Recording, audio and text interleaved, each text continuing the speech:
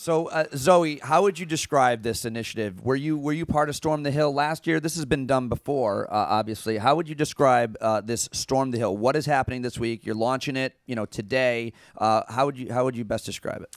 So once a year, IAVA brings veterans to Washington to talk about issues that they've determined are really relevant to the community right now. So this year, we're really focusing on the VA backlog.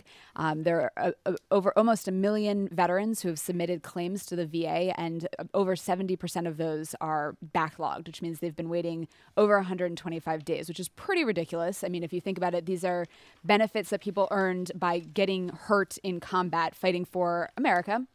So we don't think that's cool. So we're here to raise awareness about that and try to push for some action forward.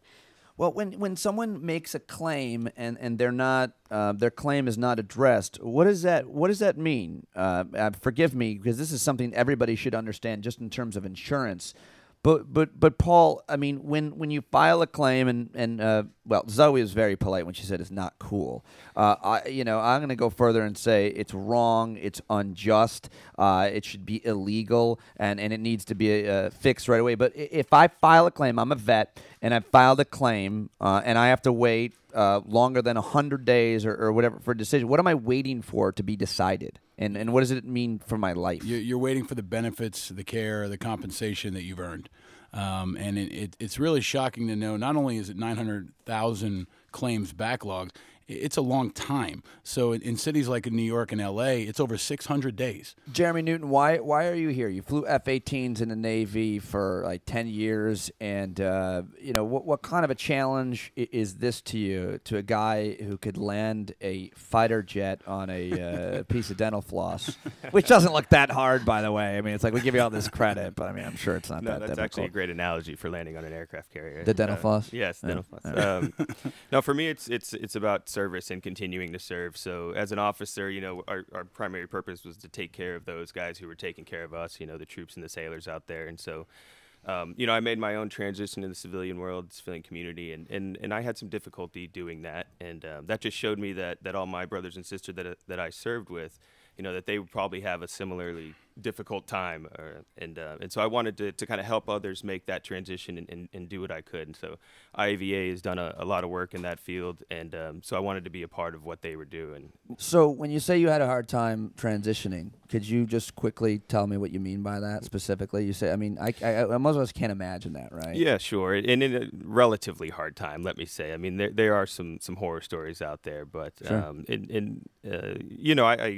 I having the experience that I had in the military with leadership and the things that I did, and I also worked on Capitol Hill and did a lot of travel, so I had all this cool stuff on my resume. I had a master's degree, and so I figured I was going to leave the military and people were just going to be throwing money at me, like come work, come run my company, stuff like that. And it's quite the opposite.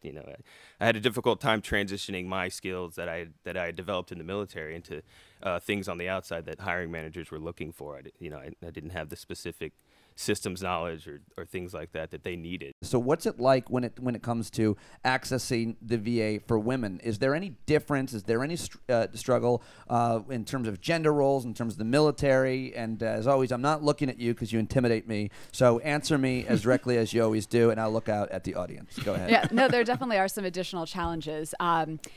First of all, there are more women serving and more women accessing the VA than there have been in any of the past wars. And the VA, a lot of times, just isn't set up to deal with that. So particularly in rural areas that are smaller facilities, they don't have facilities for women. They don't have doctors for women. So they're not able to provide some of the care they need. Also, it's often just a hostile environment. It's a bunch of men running around. And even in the middle of New York City, I've gone into the VA and it's just uncomfortable. And I put up with some crap overseas, right? And so you're like, why is this happening here in New York City? This is just weird, right? And I get to go back to work and can bitch about it to my friends, but not everyone has that support.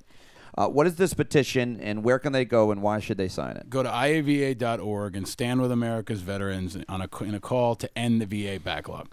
This crap has gone on long enough. It's very simple. It doesn't matter who you voted for. It doesn't matter how you feel about the war. Go to IAVA.org and call on the president to end the backlog. It shouldn't be complicated, and we want everybody in America to sign it. And on Wednesday, we're going to the White House. We're taking a crew up there, and we're going to deliver that petition personally to the White House, and we're not going to stop until it's done. Do you have an appointment for that? We or do. Is it going to be dramatic? We do have an appointment. Show up? No, you definitely don't just show up, Pete. Okay. Yeah, that would be bad. That would be bad. For you guys, I would handcuff myself to the fence outside. Well, and that'll make great radio, Pete. Yeah, that's true. I'll have to bring a microphone.